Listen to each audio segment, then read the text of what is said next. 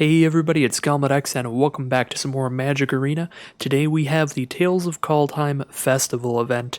This is an event where you play pre-constructed decks against each other, so it's its own enclosed environment, no deck building involved, just playing these specific pre-constructed decks against each other. The event costs 2,500 gold or 500 gems, and for that you will be getting the Esika God of the Tree showcase style, the Esika's Chariot showcase style, and Toski Bearer of Secrets. And these three card styles are currently only available within this festival event.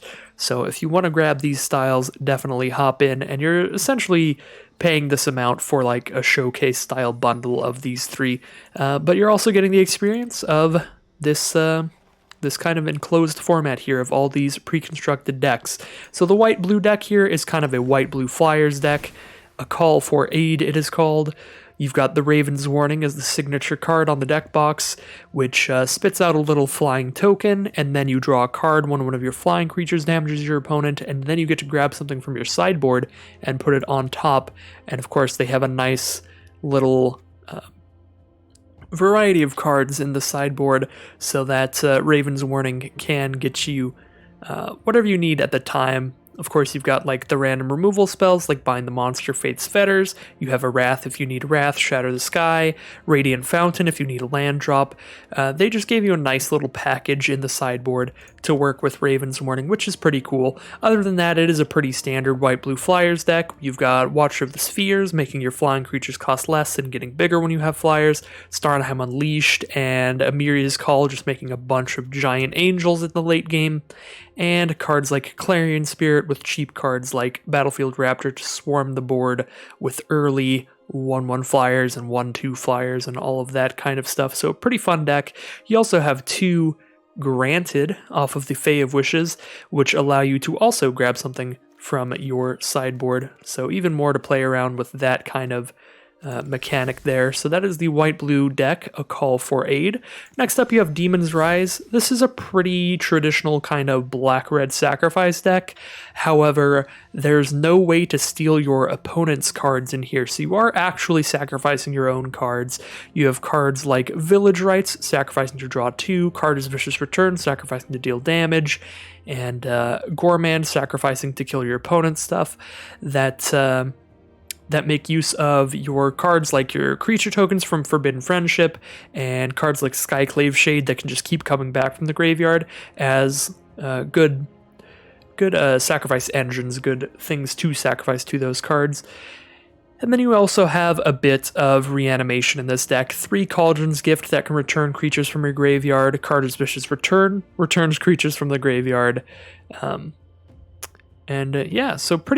pretty classic kind of black-red sacrifice deck with some graveyard synergies bringing things back, like Skyclave bringing itself back and the other stuff bringing whatever you want back. A little bit of a weird deck in terms of like the curve and stuff, just a stack of 2s and then like just kind of an open spot at 3 and 4 mana. I was stuck between saying open and empty, and it came out opty, so I guess it's an opty spot. Next up we have the blue-red spells deck. Just pretty classic stuff here as well. The interesting things about this deck is because it is using a lot of foretell cards to show off kind of the new Kaldheim mechanics. You do have Karuga the Macro Sage as your companion because anytime on turn 2 you can just foretell something, so you always have something to do turn 2, and turn 1 you can just play a tapped land like Temple of Epiphany. So blue-red instants and sorceries, cards like Stormwing Entity that get cheaper when you've cast one, and they scry, and they have prowess whenever you're casting more, cheap instants and sorceries that do great things like Behold the Multiverse, drawing cards, Demon Bolt killing creatures, and some great cheap adventures like those on Bone Crusher Giant stomping away threats, Brazen Barworth throwing them back into their hand, and even some less played adventure cards like Queen of Ice, just tapping down your opponent's creatures for a while. So nice little blue-red spells deck here. That looks pretty fun as well. Red-green has Heroes of Myth. This is a pretty fun deck because it is kind of just Gruul monsters, just red-green monsters, big green and red non-human creatures, just curving out, smashing your opponent with stuff. But there's also a lot of cute little sub-synergies in here, like Gigantha being able to tap for 1 mana of any color, and then with the 4 Esikas, you do have 4 copies of, alternatively, the Prismatic Bridge you could end up drawing, and you have multiple ways to cast that. You have the 2 Giganthas, and you also have some pathways in here that are off color for everything except the Prismatic Bridge. So kind of a Rainbow Road deck here as well.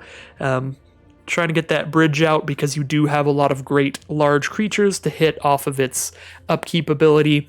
So it could be really fun to get that out. But any game where you don't draw into that and you're not trying to cast that, you are just a nice green-red monsters smashy kind of deck with a little bit of everything that's good. Also a ton of legendary stuff and Kolvori to go with that, letting you draw cards off of her 2 mana ability or use the crest to help cast those legendaries.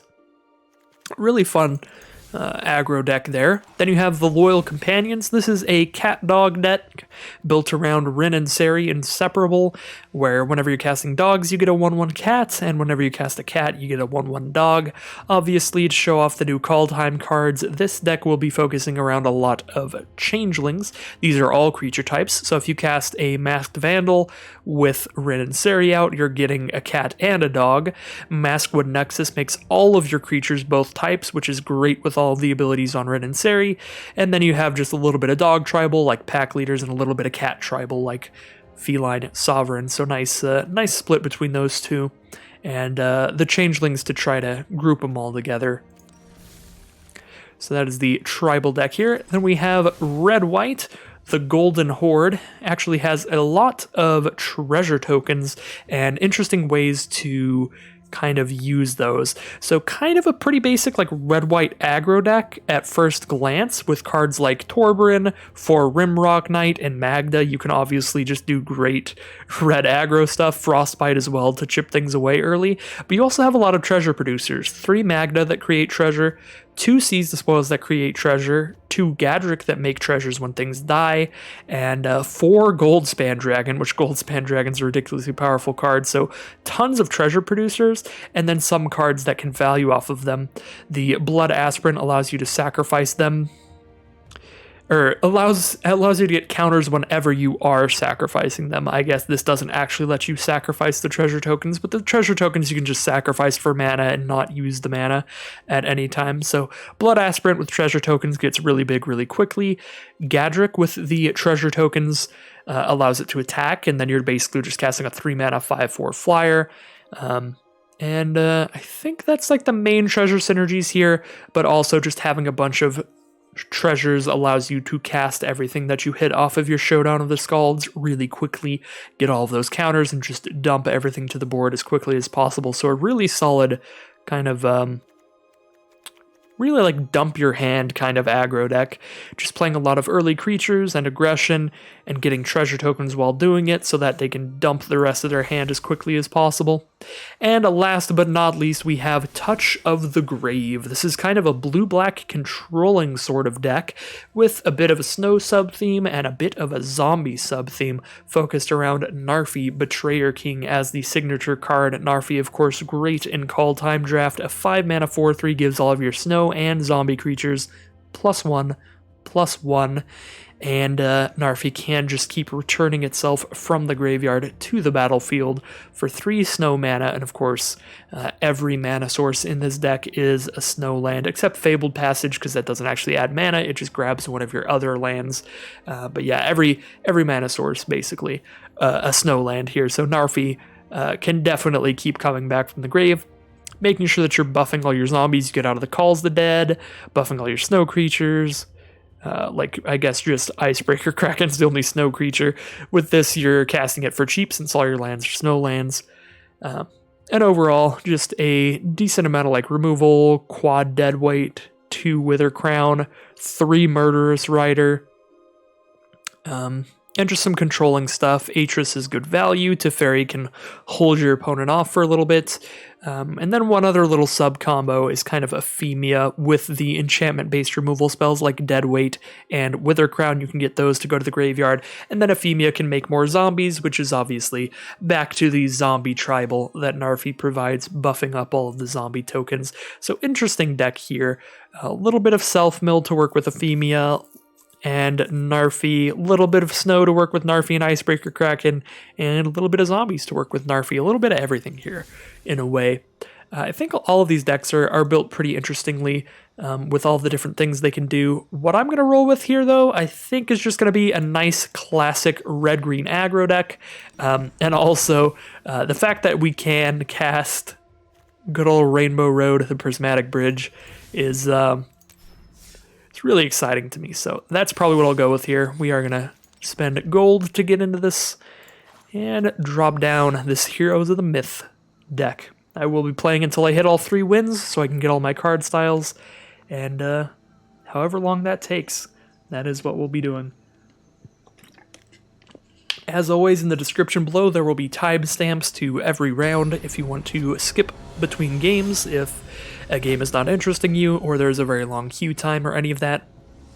Or, of course, if you are watching this right now, you may have skipped to game 1 to skip past the intro, which is another reason the timestamps are in there. If you don't really care what the decks are, you just want to see some Magic gameplay, you can skip right onto this. So this hand seems super keepable. We have Galia turn 2, and we have a removal spell to kind of back her up. If we get to our late game drops, we have big stuff like Gigantha and Kogla the Titan Ape. Seems pretty great. Kogla is a pretty difficult mana cost, requiring 3 green, so I think I'm going to hold off on playing any pathways, if I have any pathways that involve green mana, until I know I can cast Kogla. But right now they're just red, white, and blue, red. So currently we don't really have to think about that. I guess we do now. Blue and white are both only being used to ever cast the Prismatic Bridge, so they're both equally pointless or equally useful, whichever way you want to look at it. Glass half full, half empty kind of way. So it really doesn't matter which pathway we play there. But I am going to hold on to this Riverglide pathway until I have no other land to play that turn, or I already have like my 3 green, because I could see myself needing a second red later, because I don't know for sure what's in this deck. And of course, if I don't, we'll want to just play this as blue, so we have a backup plan to cast the Prismatic Bridge that isn't just resolving Gigantha. There are 4 Prismatic Bridges in the deck. Kind of want to just play Kolvori as the Ringheart Crest, but I think the decks are probably slow enough we can hold off and just play our next turn. This card is going to give us tons of value if it manages to stay on the board as Kolvori, God of Kinship. Because then we just keep drawing legendaries out of our deck. There are, of course, a ton in here, as I talked about earlier.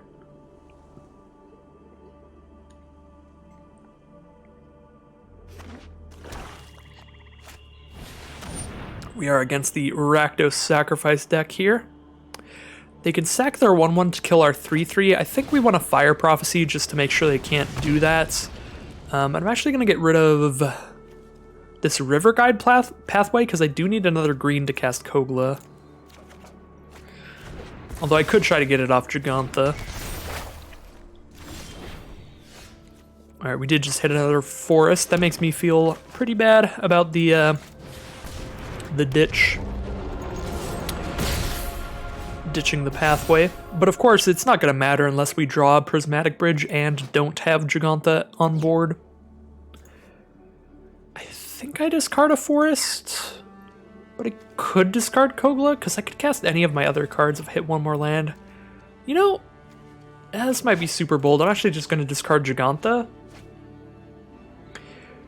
just going to keep cards that are like relevant to our current game plan, which is just playing the biggest things possible and smashing our opponent. Gigantha's cool in that if we resolve Gigantha and then we later draw a Prismatic Bridge, it'll be great, but we just have no way of knowing that we're like definitely going to draw a Prismatic Bridge.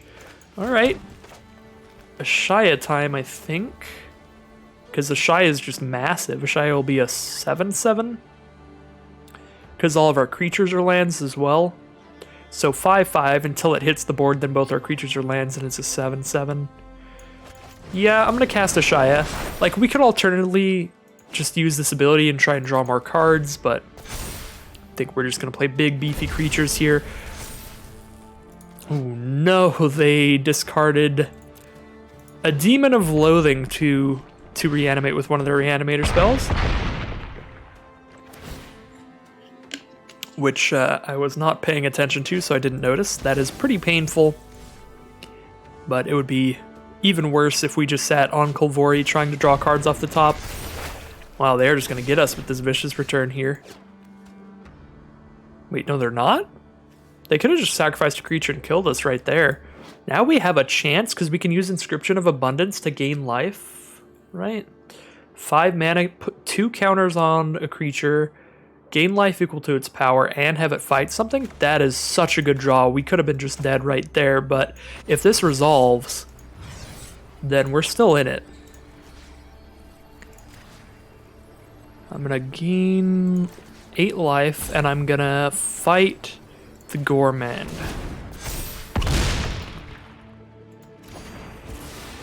Oh yeah, we have a chance now.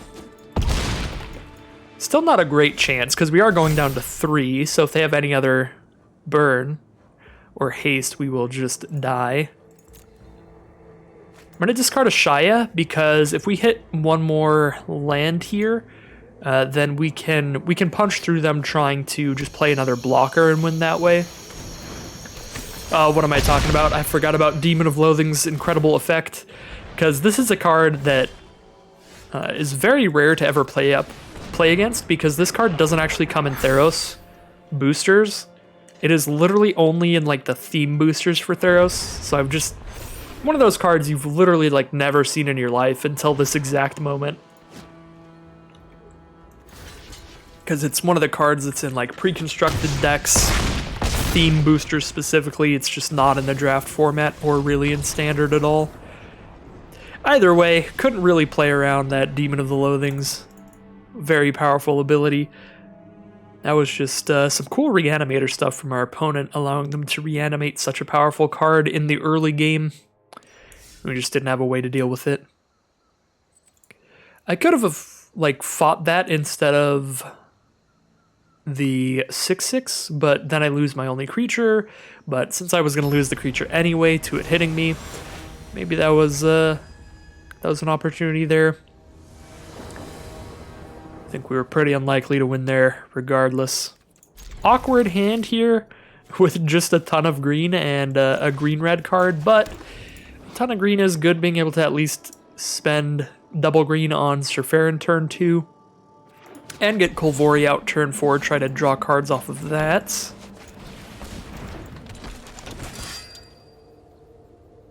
We are playing against the blue-black deck. Snow and zombies and a little bit of enchantments. Deadweight it is. Goodbye, Surverin. We'll play the Ringheart Crest here. It's going to let me play...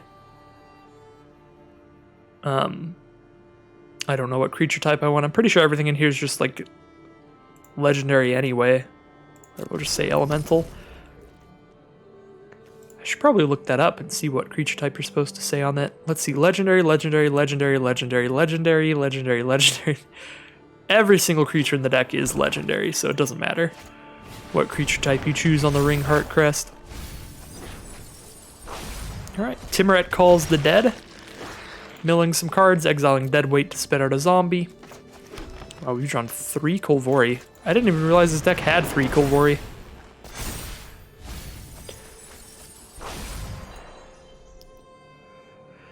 Dropping down Ashaya here.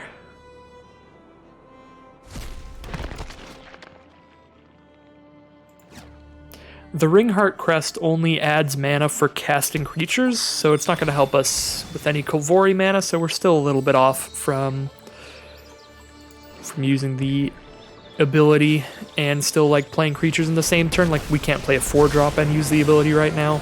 All right, time to improvise. Good old Teferi, Master of Time here. Ooh, there's our red source, which is important for Gala. Or Galia. I think I'm just going to dump out all my creatures to make Ashaya very big. And they'll probably have to just phase Ashaya out. Go to combat. Didn't phase Ashaya out yet. Maybe they will just trump block here.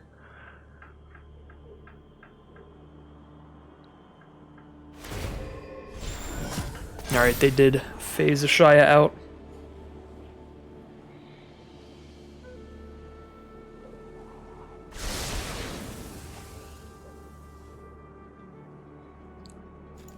Scrying 2 and gaining 2 off the third part of the Timuret Calls the Dead saga. Ideas, like seconds, are fleeting.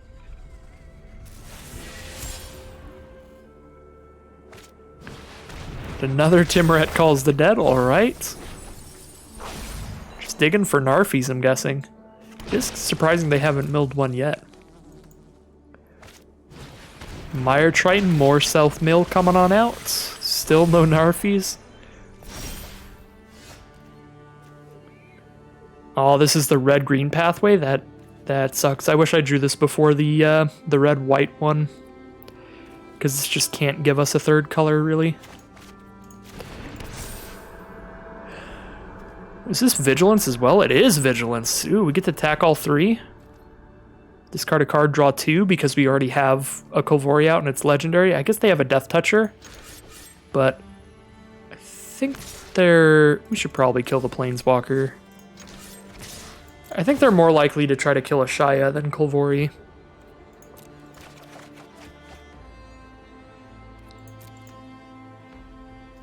Get a Toralf, God of Fury here.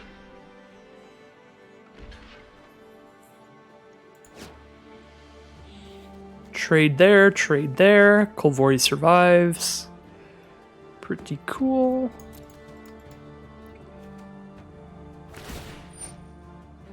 We're going to draw a card, discard a card. Kolvori is going to kill Teferi here, which is nice.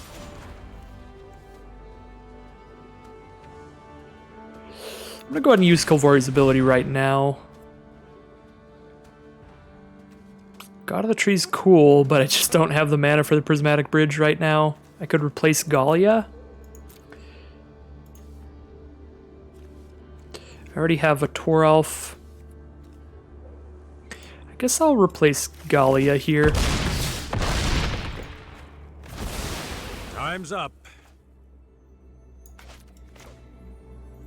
I don't think I want Toralf's Hammer. I think I'd rather just get a 5/4 trample out here, so plop that down. We can cast Galia next turn because she has haste.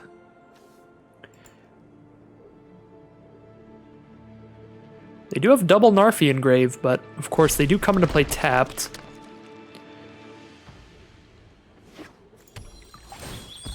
I love that the Narfies were their last 2 mills. They had a pretty clumped up deck. Bring those Narfies out. At least the zombie tokens do get quite large here. Be 3/3s. They could double block Kolvori. There'll be 4/4s if they bring another Narfi out. Did they play the full playset of Timuret Calls the Dead? I feel like they did. 1, 2, 3, 4. They've cast the whole playset of Timuret Calls the Dead. Still all Crag Crown pathways over here. Alright, well, we'll cast Galia. Attack with everybody, use Kolvori to draw cards again. Arasta, when they cast an instant or sorcery, we get 1/2 spiders. Pretty cool.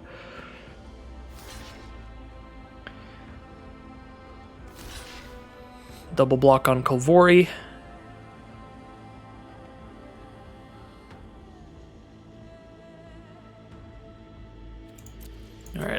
this effect here before she dies. Rada, Heart of Keld, Esika, God of the Tree, or another Arasta. I like Rada here. Rada's a very large attacker with that 6 mana ability once you have a bunch of lands out, so she'll be really good. She won't have trample, but still seems pretty great to me. And she lets us draw extra cards. If we have lands on top, we get to just play those. Of course, did not have one right now. Can't play non-lands from the top, so I'm going to play this Needle Verge as a white source.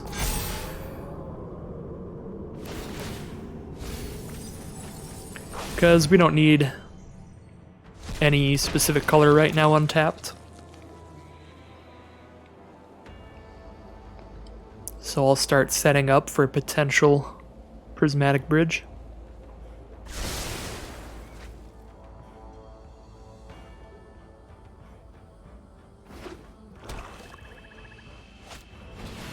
Atris, Oracle of Half-Truths. Let's see what they get. They are fine milling things as well.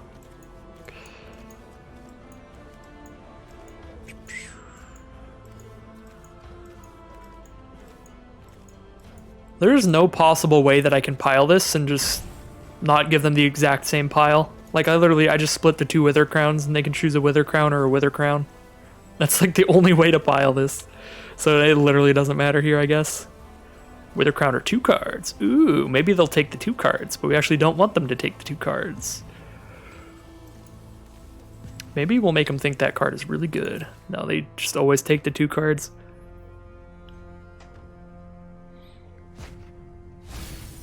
Yeah, I mean, it just doesn't matter. That was a very uninteresting 3 cards to hit off of an Atris. There's basically no mind game to be played there.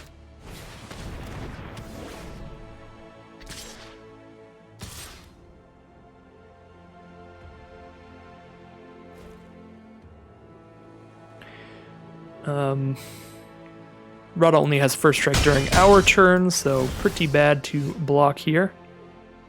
See, this is a 0/4. I'll keep it on board for a bit, because it does block 3 damage a turn. Do not like seeing another Rada on top. That is the downside of playing a deck with tons and tons of legendaries. We can afford to play Arasta, but not also bump Rada. So I'll just attack with Rada first. They probably just chump it. Yeah, chump it with Narfi because Narfi comes back. Okay. Don't even have to pump there, which means I get to cast a Rasta and hold up a shock.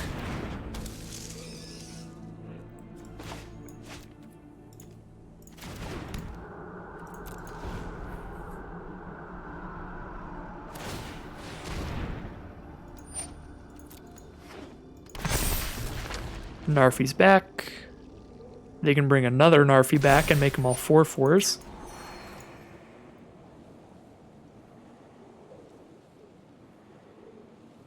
It is interesting they only went for 1. That means the last card in their hand is something that they're holding their mana up for. Or they're just trying to scry into something to hold their mana for. Could try to mill them out. I mean, they're at 17 cards here. They have played 4 Timuret Calls the Dead, so they milled themselves 24 cards. 6 cards apiece. 4 of these. Frantic Inventory. We do get a spider there, which is cool. But they are drawing 3. They are likely to find a way to kill us if they can draw a lot of cards at once here. They've got quite a while. Ooh, yeah, Egon God of Death is great when you're milling yourself a lot as well. Basically a 6/6 Death Touch with very little draw side this late in the game. Or drawback. I could shock Atris, and that's about the only thing I'll ever be able to shock, I think, so might as well do it right now. They're at like 27, so I'm just never shocking their face. Go ahead and just sacrifice Toralf at this point, I guess. Farron on top. Think I have to pass. If I attack, they just chump block with a zombie. Then I don't have good blocks for Egon. Like, they attack all, block, take like 9. I don't know, I guess they do like have to block Rada pretty badly. But if I hold Rada back, I can also use her to just block anything, because I can pump her so much. But I don't have a good block for Egon even if I hold her back, because she's only got first strike during my turn. So I don't know, I think we're just chump blocking Egon with the spider.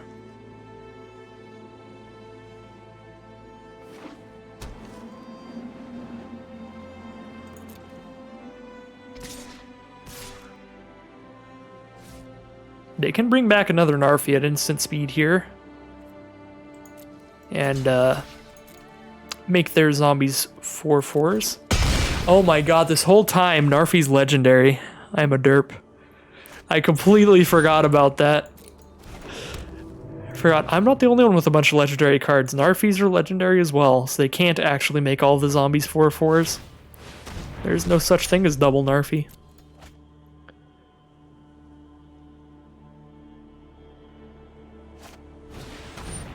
Euphemia, the cacophony, is going to make a lot of zombies. They are really milling though, they're down to 10 cards. But and now they've got more flyers as well. It's not looking great for us. I guess Arasta just blocks Euphemia all day. We've got a backup Rada, so we can block Egon with this one. Trade there. Yeah, now we're just getting defensive. Trade the Sir Farron for the Mire Triton. Throne of Death does also mill them once per turn. So we're down to 8 cards now.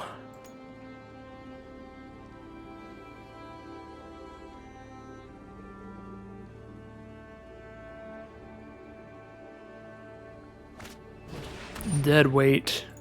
That's really bad.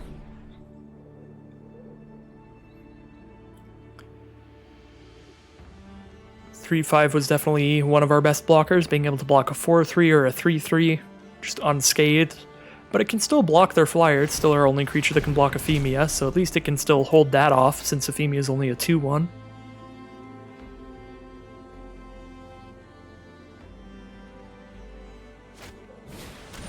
Deadweight on Rada, sure. That seems super weird to me. Rada's already just trading for Egon.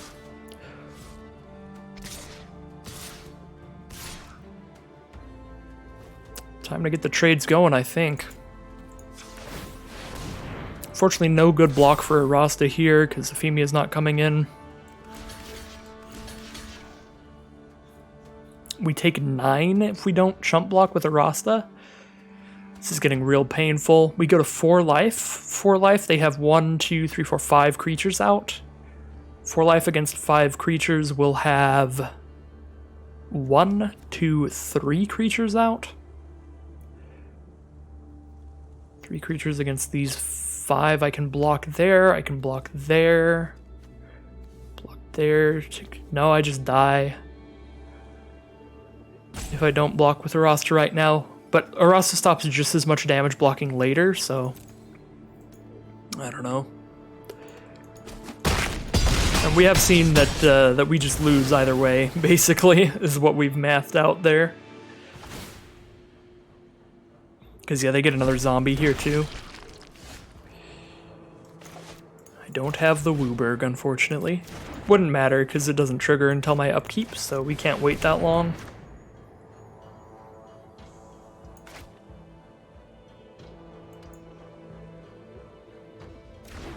We are incredited.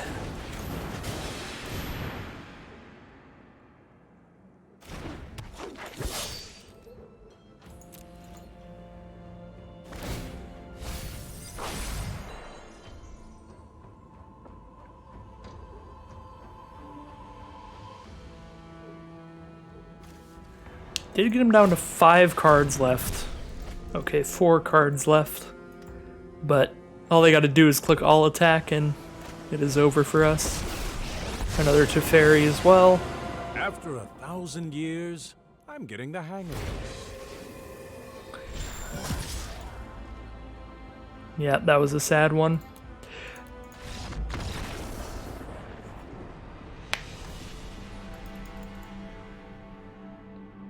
Definitely got pretty close to a game where milling out mattered pretty badly.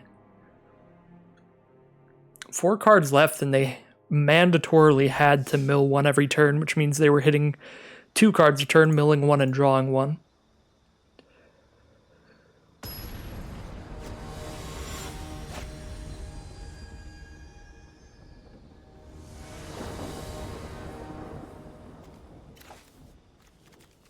Alright, I will keep this one.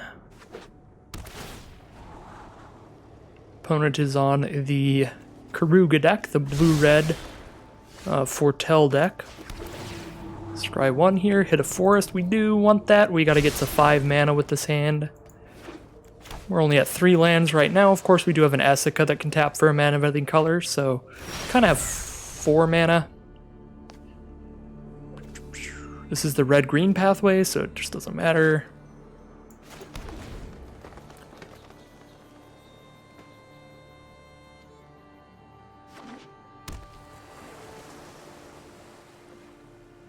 They did foretell a card turn 2, as you do. See if it's like a Cosmos Charger or something. If it is, they'll flash it in during our end step. That is the Flash 3/3 flyer. That makes all of their other foretell cards a lot cheaper. Alright, it is not. They were holding 1 mana up, so it could be something like a Demon Bolt or something. I think I'll play Grumgully here. Start working on playing pathways to maybe be able to play a Prismatic Bridge, and just start curving out, potentially. Grumgully into a Rasta into a Shaya. A Rasta should be pretty good in this matchup, creating a 1/2 spider every time they cast an instant or sorcery. Brazen Borrower. Dump that Grumgully right back in hand. And one of the foretold cards is a Scorn Effigy. We are 1 color away from Prismatic Bridge if I play this as a Pillar Verge pathway, but yeah, I am going to do that. I do have double green, so I will do that and cast a Rasta here. I think it's better to cast a Rasta than Grumgully here, because while Grumgully would be putting additional counters on our other stuff, I think it's best to probably just get a Rasta out as soon as possible against the blue-red instants and sorceries kind of deck. Yeah, because now the removal has given us a spider at least. We only have 2 power, so we just don't block. We've got the Titan Ape here. I think we just play a Shaya. Shaya's really big with these lands we got. Shaya's going to be a 6/6. It's only non-token creatures, right? Yeah, only non-token creatures become forests. But still, Shaya's our biggest play. We'll roll with it.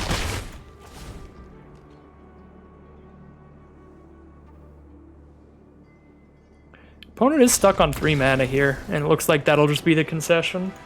Stuck on 3 mana, you're against the monsters deck that has hit a land every turn and is now starting to cast a Shaya. Seems pretty fair. Fair concession. And there we go, our first card style, the Esika God of the Tree style. Very excited to hop back into a Kaldheim draft tomorrow with these fresh card styles. See if I can open any of those rares, that would be cool. The last Kaldheim draft I did, I of course did get a Prismatic Bridge, and we cast it pretty much every time we drew it. We cast it as a Prismatic Bridge, which was really fun.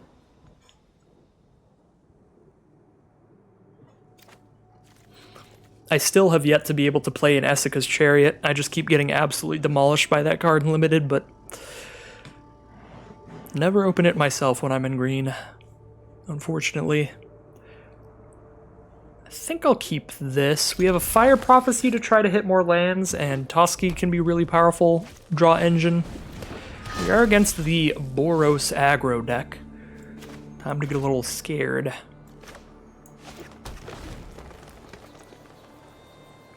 Actually, I do think this hand is probably pretty good against that deck. We have an early creature, we have an early removal spell. We can slow them down a little bit. and then hopefully just play bigger cards than they can. Grumgully's a nice draw. Now we have a good curve here. Of course, they could have Frostbite. But that's fine. I think this is better than just holding up Fire Prophecy, because if they play something we need to kill with Fire Prophecy, we can just kill it anyway. Brazen Outlaw. I don't think we have to kill that, although they can find good use for the treasure tokens, so it might be worth it. I think I'm going to go with no. I think I'm just going to drop Grumgully here so we can curve out with Toski. Or Toski, I don't even know. I don't even know. Kaldheim is a set that desperately needs a pronunciation guide, and I have not found one. I have not found an official one, at least.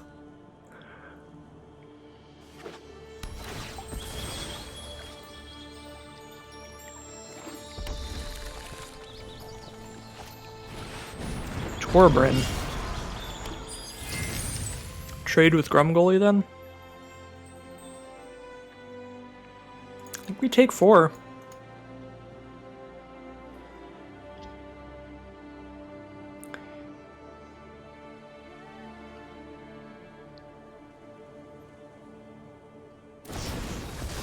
Rimrock Knight, so we take 6. Seems fine. Inscription of Abundances are going to be very good when we hit 1 more mana. Let's play our Legendary Squirrel here. Lose a creature to draw a card, because we really want to hit more lands. Is it worth it? Yeah, I think so. 5th land is just really important here with these Inscription of Abundances and a Toski out. That'll be really good. I'm surprised they went for the Gallia over the Grumgully. I am happy with that choice. Dwarven Mines are going to be spitting out Dwarf tokens now. And a Gadrick the Crown Scourge. They're going to try to hoard those treasures. Is Inscription an instant? Oh my god, this card is so good. If we draw a land, Inscription is going to be just an absolute haymaker here, because they're going to block with something, because Toski has to attack, so it doesn't look like a suspicious attack, so they definitely block with something, and then we Inscription, have Toski fight something else, and get bigger. Unfortunately, we didn't hit a land, so we're not living the dream there. Like, it's heinous how good this would have been if we drew a land. Like, they block with Gadrick, we put 2 counters on Toski, which kills Gadrick, we also gain life, we also kill another creature, like kill Torbrin at the same time. That would be so beautiful, and I'm sad we're not living in that world. But it's still okay, even if we only have 1 part of it here. We could also just use a Fire Prophecy, try to draw land off of that, so we can use Inscription later. Yeah... Try to draw land off this, I think. We did. Temple of Abandon, so we can do fun Inscription things next turn. And we get to hold 1 up at instant speed if it'll save us from something disastrous. Don't actually need 6 mana, just need the 5 right now.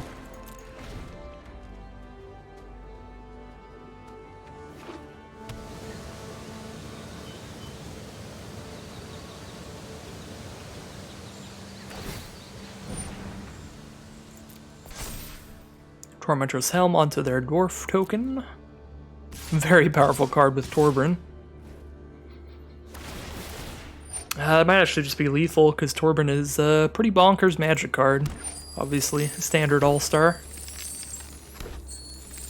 That's 6 there, 5 there, and 5 there. That's 16 damage. If I block Rimrock Knight, we take 5, 6, 7, 8, 9, 10.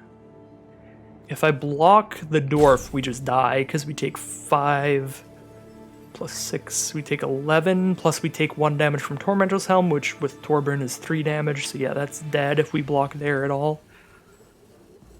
If I block Torbrin, I guess I slightly survive, so I could block Torbrin and try to put counters on Grumgully so that we can kill Torbrin. But I can also kill Torbrin next turn with my 2nd Inscription, so I think our best play is actually to fight here. So I stop all of that damage. I just take the 5 from Torbern itself. And then this turn, I guess they just don't block Toski. But this turn I get to kick an Inscription of Abundance, so I gain life and kill Torbern. We draw a Shock.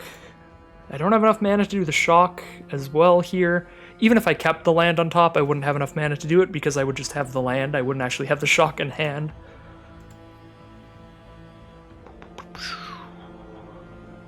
I think we just attack with Toski, see what happens. If they don't block, we could hit a land.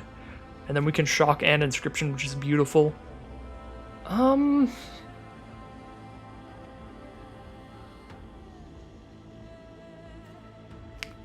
I need the extra 2 damage here? Like, we're probably trying to use Inscription and Shock, but I could see a world where we try to do a Shia, depending on what we draw. No, that seems way too risky. We're, like, definitely killing Torbern.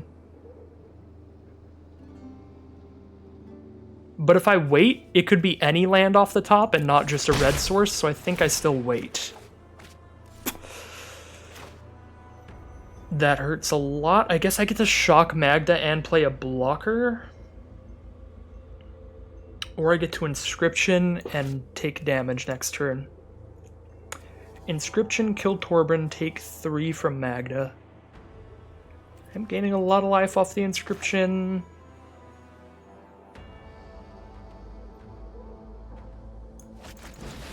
I don't know, I kind of like, still like Arasta here.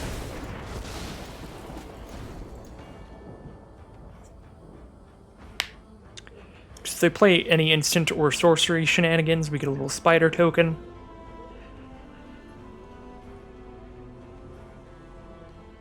Inscription is actually probably a little safer. Yeah, we do go down a card doing this because we have to chump block with Arasta most likely. I guess we can just take 5 here, but it is risky to take 5.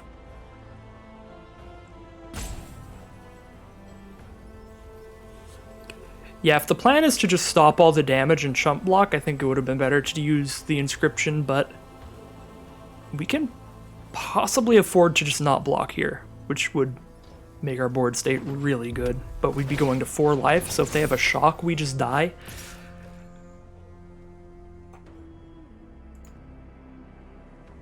Show me the Shock. Show me the Shock. I don't believe you. That's what I thought. All right, and then now we just win.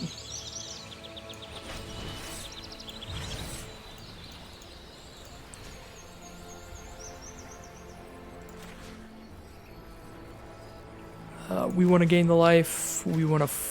Oh wait! You can't Inscription on Toski. That would have been a really bad idea because I couldn't kill Torbern with that. I guess Arasta does trade with Torbern because of Torbern's ability here, so we gotta wait till post-combat. And draw 2. Oh, they're just gonna scoop them. Okay. I guess I was taking a little while there, because I tried to do the main phase Inscription still, but I wasn't accounting for the fact that they gave Torbern +1/+1. Now we have the Esika's Chariot card style. Definitely the card I would most like to open up in my next Kaldheim draft to show that off. Alright, one more win to go. See if we can't pull a victory out of this next game. See what we're up against this time. We have played against a different deck each time, which has been really cool. Is this a hand where I get to Prismatic Bridge? I don't think so. I think I have to just Esika turn 3 and probably play Toski, try to draw cards that way.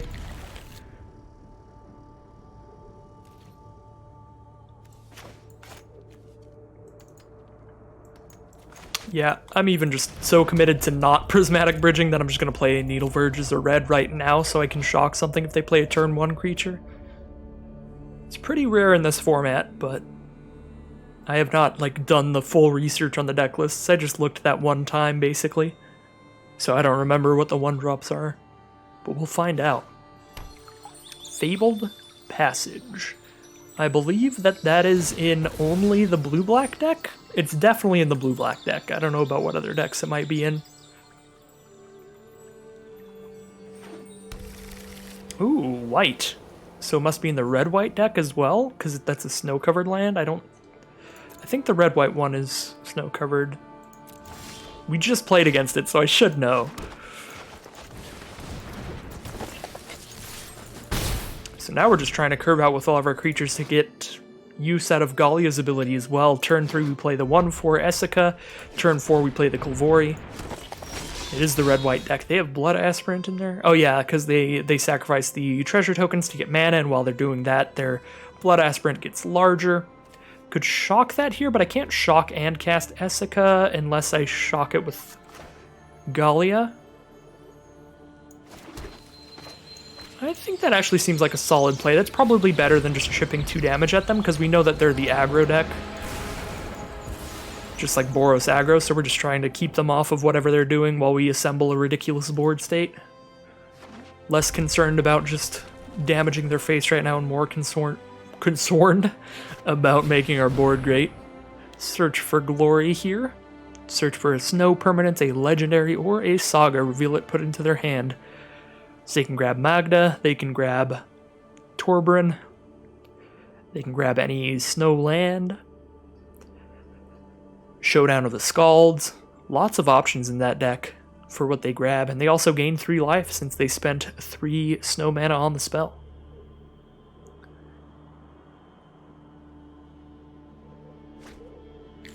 Ooh, Embercleave as well. That is a legendary card, so you can grab Embercleave with the Search for Glory. Well, we know they have Embercleave. I think I am just trying to get there with Toski. Probably should have just played the River Guide pathway as a red so that I could afford Toralf without needing to tap my creatures. I've got 2 mana here.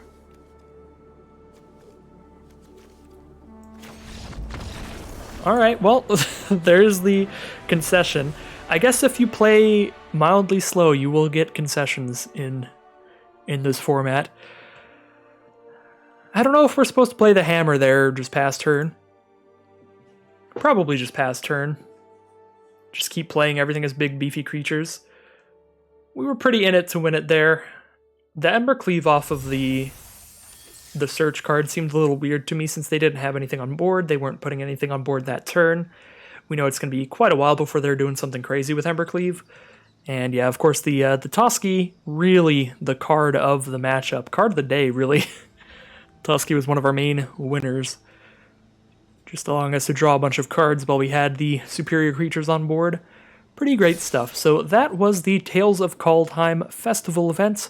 Hope you all enjoyed this video. Kind of a break from what I usually do, which is a lot of limited, but I do like to check out all of the interesting formats whenever they show up. But I will be back again, back to the regularly scheduled drafts as soon as I can. I do usually just say tomorrow, but recently I've been having some internet issues. I did miss yesterday's video for that reason. Sometimes my internet's just been cutting out for 5-10 minutes just at random times, and it causes me match losses, and I have to then edit the recording and everything. So I did have a recording that was going to be uploaded yesterday, but during the recording session, I lost a match due to internet issues, and so really blew. So I just kind of ended the recording there. I was like, never mind, and it's just not.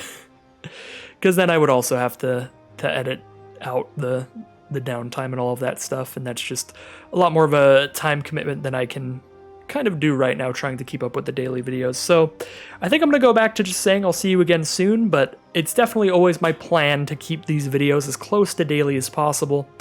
Just been having a little bit of internet issues lately, and unfortunately I don't have any way to notify you of that outside of just telling you in a video format, because YouTube doesn't allow you to post to your audience until you have 1,000 subscribers. So there's another reason that I'm trying to push to 1,000 subscribers this year. That would be really cool, because then it does give you that post feature where I'm sure you've seen it before.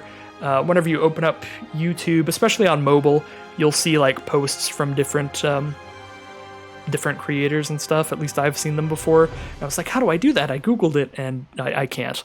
So yeah, that would be very useful to do, to notify you all without spamming your sub box with more videos any day where I miss a video due to internet issues, just so I let you know what's going on.